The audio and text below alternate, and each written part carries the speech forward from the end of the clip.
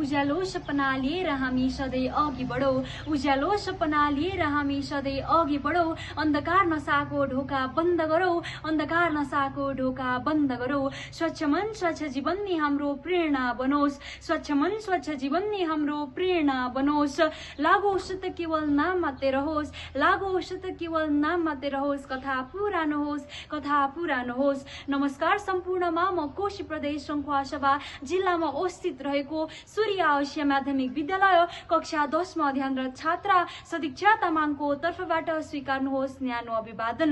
कनु राष्ट्रव्यू कोशी प्रदेश कम्युनिटीद्वारा आयोजना गरिएको यस वक्तित्व कला प्रतियोगितामा प्रतियोगीका रूपमा भाग लिन पाउँदा मैले आफैले भाग्यशाली ठानेकी छु र यस वक्तित्व कला प्रतियोगिताको शीर्षक रहेको छ लागु औषध मुक्त समाज हाम्रो अभियान। हाम्रो देश नेपालका कयौं समाजहरूले अहिलेसम्म पनि लागु औषध जस्तो समस्याहरू भोगिरहेका छन्। लागु औषधको समस्याले केवल शरीरलाई मात्रै होइन, स्वास्थ्य, मानसिक, परिवार र समाजलाई नै गहिरो रूपमा चोट पुर्याउँछ। एकजना युवाको साहस, शक्ति अनि उसभित्र रहेको सहनशीलतालाई पनि यसले नष्ट पार्न सक्छ। तर हामीले हार कहिले मान्नु हुँदैन, त्यसको लागि हामीले प्रयास गर्नुपर्छ। परिवर्तन भनेको हाम्रो हातमा हुन्छ, जबसम्म हामीले प्रयास गर्दैनौं तबसम्म परिवर्तन हुन सक्दैन। महान व्यक्तित्व स्वामी विवेकानन्दले भनेका थिए, उद्यमे नहीं सिद्धछन्ति कार्यडी न मनोरथै, अर्थात् इच्छाले मात्रै केही कुरा पनि सम्भव हुँदैन।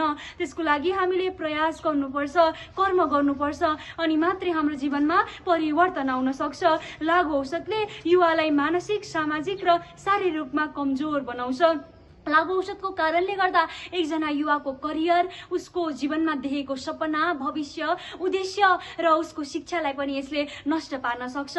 त्यसैले हामीले युवाहरू बीच चेतना फैलाउनु पर्छ, सही मार्गदर्शनमा हिँड्नका लागि सुझाव दिनुपर्छ अनि सकारात्मक क्रियाकलापहरूमा संलग्न गराउनु पर्छ।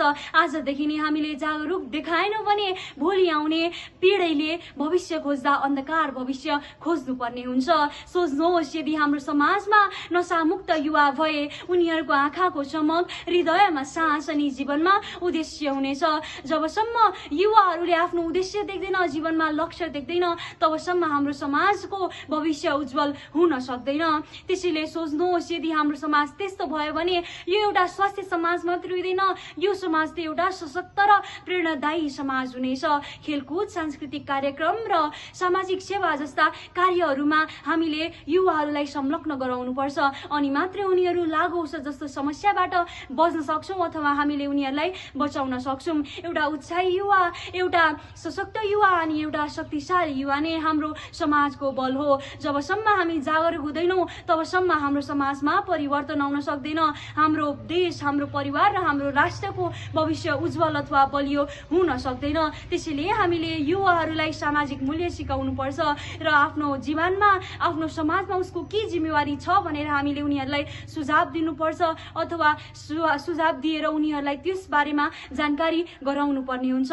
संसारभरका कयौं युवाहरू लागु पदार्थको कुलतका कारणले गर्दा आफ्नो भविष्य गुमाइरहेका छन्। त्यसैले हामीले आजको दिन, आजको समयलाई अवसर मानेर अगाडि बढ्नुपर्ने हुन्छ। मनुष्य भनेको स्वयं आफ्नो जीवनको निर्माता हुन्। जबसम्म मनुष्यले आफ्नो जीवनमा चेत ल्याउँदैन तबसम्म समाजमा उसको जीवनमा परिवर्तन आउन सक्दैन। त्यसैले हामी सबैजना मिलेर नशा होइन, खेलकुद हो, स्वास्थ्य हो, शिक्षा हो भनेर अगाडि बढ्नुपर्छ अनि हाम्रो समाजको भविष्य उज्यालो र बलियो हुन सक्छ। हामी सबैजना बाचा गरौँ, एक कदम लागु औषध विरुद्ध, 1000 कदम उज्यालो भविष्यतिर।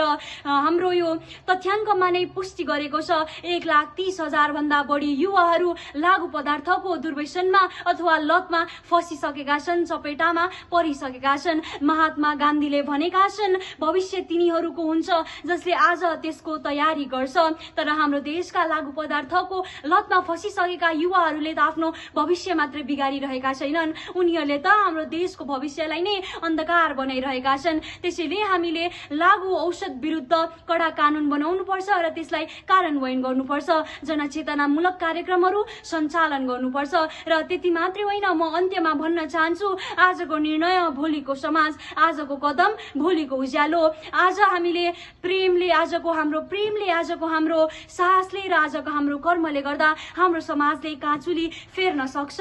हामी सक्षम छौँ, हामी जागरुक छौँ, हामीले समाजमा परिवर्तन ल्याउन सक्छौँ। लागु औषध मुक्त समाज हाम्रो सपना मात्रै होइन, त्यो हाम्रो कर्तव्य हो, त्यो हाम्रो जिम्मेवारी हो। त्यसैले आउनुहोस् हामी सबैजना मिलेर एउटा समाजमा नशा मुक्त अथवा लागु पदार्थ मुक्त समाज बनाऊ भन्दै म मेरा भनाइहरू यही टुङ्ग्याउन चाहन्छु। हस्त नमस्ते, धन्यवाद।